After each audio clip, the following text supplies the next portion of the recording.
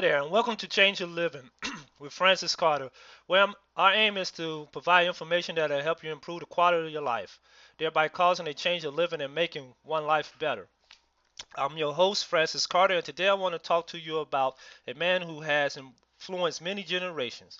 I want to talk to you about no other than Napoleon Hill and his work called Think and Grow Rich. Now, Think and Grow Rich has been around since, I believe, since the 1930s. And since that time, it has been translated in many different languages. The book has generated thousands upon millions of dollars in this year alone. That is amazing. I just revisited this book recently. I want to share with you two principles that it speak about that I feel that are important. Now, the first principle is desire, which the book calls the turning point of all achievement. I like this chapter because it gives you a blueprint for obtaining any level of income that one may desire. It's not the money that I personally am after. It's my ability to be able to participate in the goods and service money allow me to gain access to. So let me read to you this blueprint. It says in the book that every human being who reaches the age of understanding of the purpose of money, which is wishes for it. Wishing will not bring riches, but desiring riches with a state of mind that becomes an obsession. Then planning definite ways and means to acquire riches, and backing those plans with persistence which will not recognize failure, will bring riches. The method by which desire for riches can be transmuted into its financial equivalent consists of six definite practical steps. First, fix your mind on the exact amount of money you desire. It's not significant merely to say, I want plenty of money.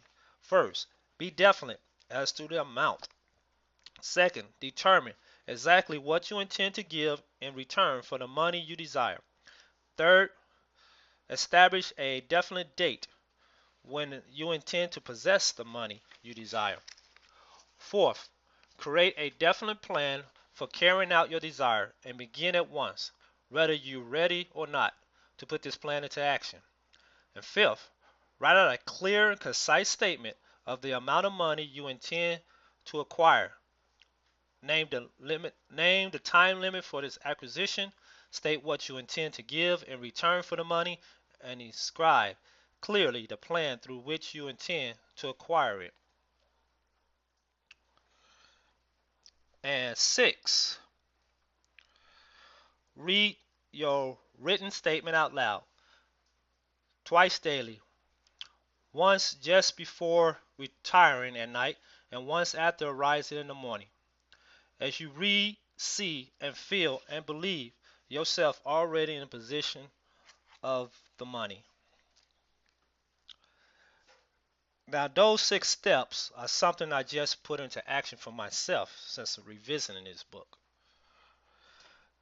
Now, the second principle of the book I want to talk about is the principle of faith. Let me read to you real quick what the book had to say about faith, which is, it says, faith is a state of mind which may be induced or created by affirmation or repeated instructions to the subconscious mind through the principle of autosuggestion. Now, I disagree with this because to me it makes faith robotic. And to me, repeating something over and over doesn't establish faith. However, to me, it does establish focus. I once believed, like so many, that faith and the word belief was like saying the same thing, like using the word female, woman, or mother.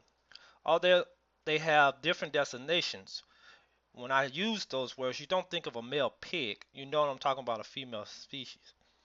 I know now that the word faith and belief are miles apart of saying the same thing. For example, if I stand on top of the hood of my car, holding my personal keys to my personal car, and I pull my hands out in the air and say as loud as I can, I firmly believe if I open up the car door, put the keys in the ignition, turn on the ignition, I can drive. The car will turn on, and I could drive anywhere I want. Now I can say that all I want, but if I never get off the hood of the car and actually put my keys in the ignition and then turning the car on and drive off, I don't have faith. For me, that is what faith is. Faith is acting on what one believes. At one point, Napoleon Hill came across something that sparked the idea of Think and Grow Rich. And at that very moment, the idea of Think and Grow Rich was a substance that he hoped for.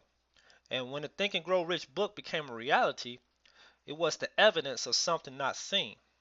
This, by the way, is the definition of faith according to the book of Hebrews, chapter 11, verse 1, which says, now faith is the substance of things hoped for, the evidence of things not seen.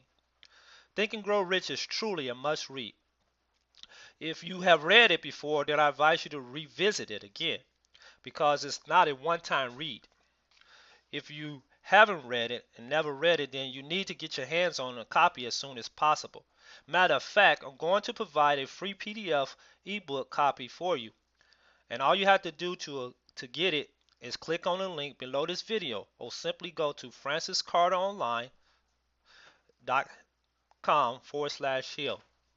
Once again, that's franciscarteronline.com/hill. Now, I hope you found this educational. Until next time, this is Francis Carter, not asking God for more riches, but for the wisdom to use wisely the riches that I was born with the power to control my mind and direct it to whatever means I want to. Amen.